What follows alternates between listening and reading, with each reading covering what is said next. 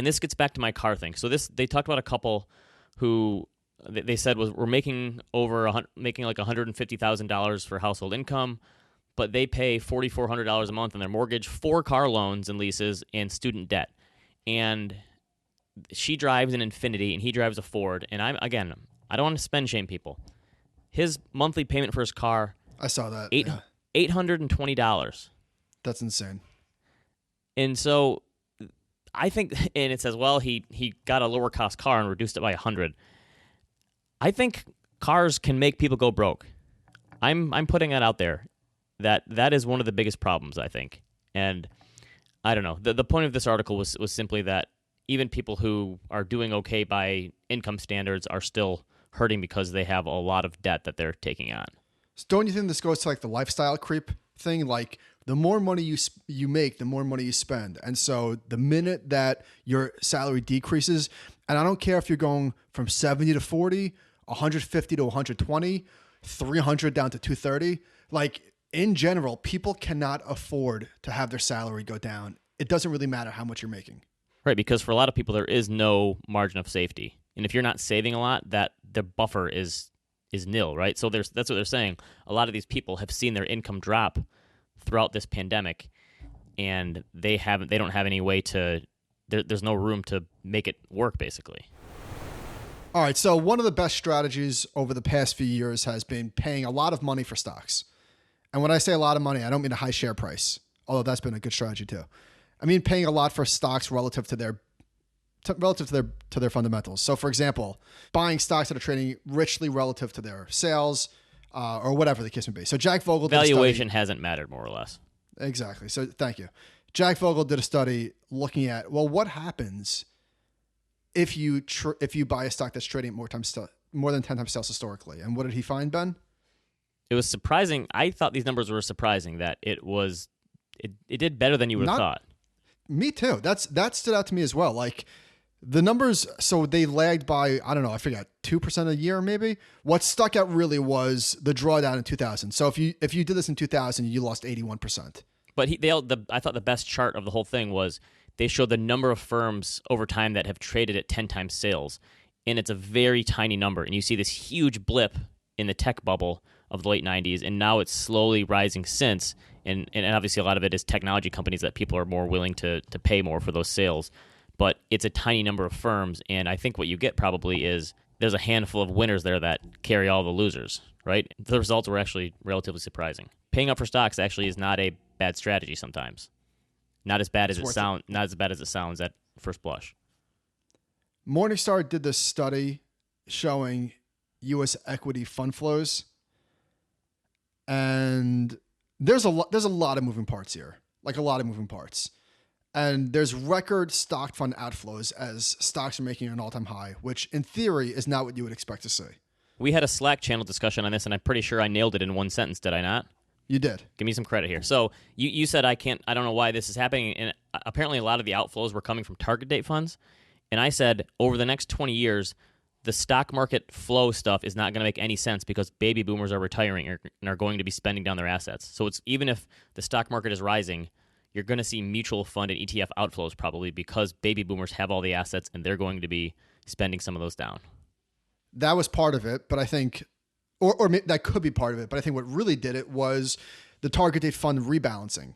So for example, somebody tweeted, I forget who this was, I'm sorry, just looked at the Vanguard 2030 fund, and it looks like they had to redeem roughly $435 million from total stock fund in August just to stay close to targets due to performance. So stocks were up 7%, bonds are down 1%. So that's one part of it.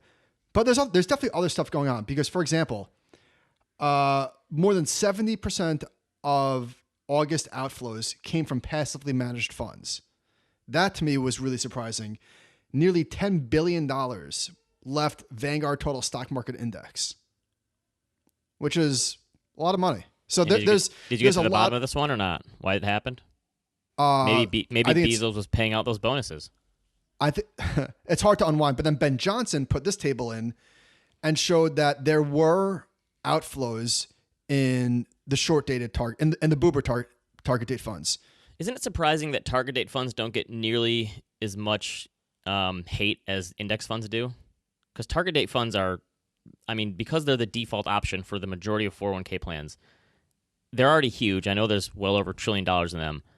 They're just going to continue to get bigger. I'm surprised that they don't get the same hate from the people that don't like passive investing as index funds do. Because these things are the most passive of all in that they're rules-based and they rebalance, and just put that on your radar. That's going to be the next thing people go after in the future is target date funds. That's going to cause the next crash. Just wait. I think you're right about this drawing ire from people. But what's going on here? So over the last month, money is coming out of the target date 2035 and 2040. What do you make of that? I did a quick rebalance. I took a little more risk in my personal portfolio. Oh, that was you? Yeah, that was me. Sorry. So 2050, 2055 is still getting flows. 2060 is still getting it. 2060 got a ton of flows. That's the millennial Gen Z target date. That's you. That's all you. Couldn't we see some people who have the majority of their 401k in a target date fund roll it over to another fund company when they retire, get out of the target date fund and diversify it on their own, or give it to a financial advisor? Yeah, like you said. That's what I'm saying. So these flows, I think the boomers there's going to be funky stuff. Yeah, screw this stuff up. Well, look at the next one. Nate Garassi showed mutual fund and ETFs 12-month rolling fund flows. And again, I don't know exactly what's going on, but there's a lot of money coming out of the market. Maybe people are worried. I don't know. You're a big fund flow guy. Jitters. You always have been. Well, I do like to look at it. I think that if there was any signal here whatsoever, we would know about it. Yeah, I think that's probably the main point is that there's so many moving pieces that it's impossible to draw any firm conclusion from this. Well, let me ask you about this. What do you make of monster fixed income flows, even with rates as low as they are? So flows in 2020 alone, we're already at almost all of the flows in 2019. And it's only September. I don't know, retiring boomers, and people are scared and they need something to stabilize their portfolio. And apparently the Fed stopped buying too, so it can't be them, right? It's not the Fed. Unless Jerome Powell opened a Robinhood account. I have no appetite to ever do a fixer-upper. That would not be... I've done projects on my house before, and I know how painful that is and how much waiting is involved and how much cost overruns there are. And I'm good without ever having to deal with that. Last week, I was putting together an end table next to my sofa. Did you use like a little Allen wrench to put the whole thing together? Why did I just say sofa instead of couch? Is it because I'm on a podcast? I don't know. Is that like a pop soda thing from the Midwest I don't versus know. the East Coast? What do you say? I say couch. I say couch 99 times out of 100. I don't know why I just said sofa. That's anyway. Kind of like a dinner supper thing. Does any of your life say supper anymore? Or is that like a 1950s thing?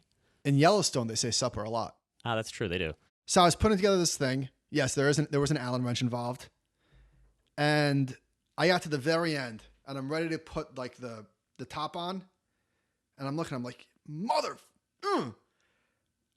I had one piece backwards. Ah, I do that all the time. And you know what I thought? Like, that's risk. Risk is not reading the instructions carefully enough, putting something on backwards, and then the whole thing is kablooey. So I had to take it off and start it over. So I say that because I'm with you. I'm never remodeling. I can't do anything. No, same way. Yeah, and I don't know enough to judge the work of someone else or the estimates, and yeah, it's too much. All right, so we got some feedback. We've been doing a lot of evergreen stuff on some Friday podcasts, and on the last one, we did home ownership, parenting, and we did spending, and then finally we did, what was the last one we did?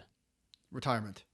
Everything you need to know about retirement. And we've been getting a lot of good feedback from people about some stuff that they've done and some of the strategies they've had. So we wanted to read some of the ones we've gotten. So someone sent us in and said that they would pay up to a state school for their children, or if they receive scholarships, they would do it to a private school if it had similar costs, which I think is a good way to give your children, like, you can go to a private school, but you're going to be paying the difference, and we'll pay up to a state cost. I kind of like that. They said that their children were required to work in the summers and also contribute to a fund that was $1,500 a year. So they kind of partnered with them, and they're talking about how him and his wife saved about 1 year of tuition for each kid, but they had to put some money in, and they also offered 0% financing for their master's degrees, and two of the kids had done that. I like that idea, that you set some boundaries in the financial aspects of your kids when they get older, and let them know what exactly they're getting into, so they don't just come asking and they already know in advance. Here's another one. Open a Roth IRA for your kids. Once they earn their first taxable income, you impose a dad tax and extract a small amount, and then demonstrate your love by funding it to the maximum allowable with dad dollars. Then teach with the rule of 72 and the concept of delayed gratification. While the math of the former is easy and the implementation of the latter takes a stick, even my two smart-ass millennial offspring will now admit it created a solid foundation. I got an email from somebody who said that their parents did that, and they have a decent-sized portfolio now, which is pretty cool. I just wish that the Roth thing for your kids, that there was no earned income necessary. I know that people have sent me some workarounds in the past. I just wish there was an easy way to set up a tax deferred retirement account for a kid whenever you wanted to. I don't know why that isn't an option. It doesn't make any sense to me. You can't just employ your 3-year-old. You could. I mean, I've heard of bloggers who put pictures of their kids in their blog and pay them an income so they can open a Roth on their account. There you go. So we spoke a lot about the importance of starting early. I mean, we all know how this works, and we've seen the numbers, but I thought this was a really good one that hammered it home. Justin Carbonneau tweeted, Investor A saves $2,000 a year from age 26 to 65. Investor B saves $2,000 a year from age 19 to 26 and stops there. Both achieve a 10% annual return. The person that invested from 19 to 26 somehow had ended up with more money. I almost don't believe this. It's so startling. You've never seen one of these examples before? I don't know if I've seen it this way. This is very good. Yeah, so it's just because compounding. You start earlier and you have longer to go. It's hard to believe, but saving early for a similar return gives you a bigger bang for your buck. I've said this before, and I probably still listen to somebody. Like, we can think linearly. We cannot think exponentially. Yeah, that makes sense. And the problem is the majority of the gains you get from compounding happen at the end because once you start getting larger numbers in your portfolio, then they compound each other, and that's when they get bigger and bigger numbers. That's like the kind of thing, like, who cares if you have, if 90% of your wealth comes after age 80, I can't get excited about that. I think compounding is overrated. Ooh, hot take. Good one. How about that? All right. I want to compound today. How about this? That's one of the reasons that you start saving earlier, though, so you can enjoy compounding earlier in your life than later. How's that? That's true. But if you could just compound at 1% an hour between 9:30 and 4 every day, in like 3 weeks, you're rich. Yeah, you just solved the retirement crisis.